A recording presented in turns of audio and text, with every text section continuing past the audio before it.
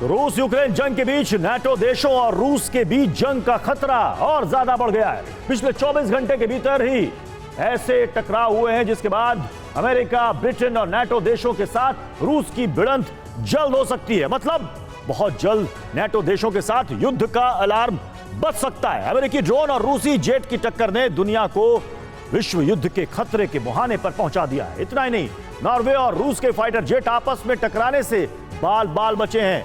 Norway के fighter jet ने रूसी विमान को भगा दिया है। मतलब अमेरिका, ब्रिटेन और नाटो का गठजोड़ एक तरफ और रूस एक तरफ है। पहले देखते हैं अभी की बड़ी खबर क्या है। बड़ी खबर, आमने सामने आए नॉर्वे और रूस के फाइटर जेट। इस वक्त ये बड़ी खबर, नॉर्वे के F-35S फाइटर्स ने 2 रूसी विमानों को वहां से खदेड़ा है। रूस के सुखोई 24 और MiG-31 को इंटरसेप्ट किया गया है। नाटो फ्रीडम ऐप से सीखकर क्या आप साबुन बनाते हैं? अगर ऐसा है तो आप अपने साबुनों को 1 करोड़ फ्रीडम ऐप के जो ग्राहक हैं उन्हें बिना किसी खर्चे के आप उसे बेच सकते हैं। और रूस के बीच अब जंग का खतरा सीधे बढ़ते हुए नजर आ रहा है। बड़ी खबर, इस वक्त आमने सामने नॉर्वे और रूस के फाइटर जेट। और नॉर्वे के F-35S फाइटर्स ने 2 रूसी विमानों को इस जगह से खदेड़ा है। वो तस्वीरें भी देखिए आपके सामने। और इसलिए कहा जा रहा है कि अब नाटो और रूस के बीच में जंग सीधे तौर पर देखने को मिल सकती है। रूस के 2 विमान Su-24 और MiG-31 को वहां इंटरसेप्ट किया गया।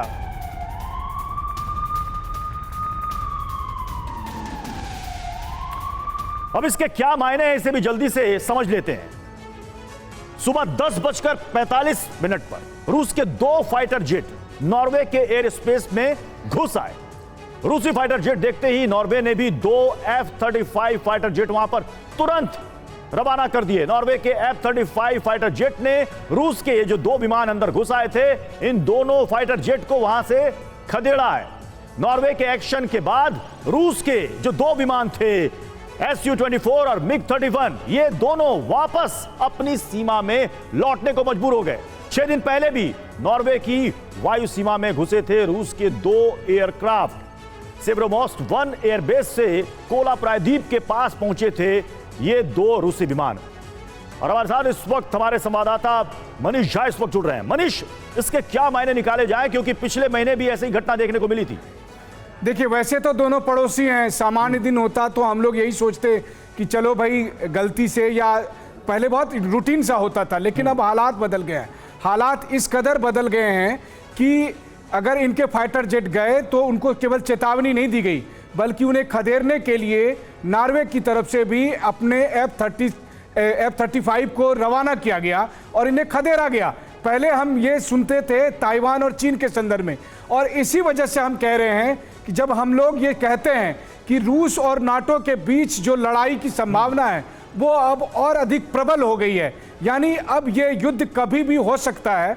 अब तक जिस जंग को हमने यूक्रेन की टेरिटरी में होते हुए देखा है, अब उसका दायरा बढ़ रहा है, उसका रण क्षेत्र बढ़ रहा है, और वो जा रहा है उस जगह पर जहां कभी क्रीमिया में वो इंटरनेशनल एयर स्पेस साबित हो रहा है, तो कहीं पर वो नॉर्वे के बॉर्डर में हो रहा है। और इसका मतलब ये है कि एक थोड़ा सा मिसकैलकुलेशन और बस रूस और नाटो के बीच सीधी जंग। फ्रीडम ऐप से सीखकर क्या आप साबुन बनाते हैं? अगर ऐसा है तो आप अपने साबुनों को 1 करोड़ फ्रीडम ऐप के जो ग्राहक हैं उन्हें बिना किसी खर्चे के आप उसे बेच सकते हैं।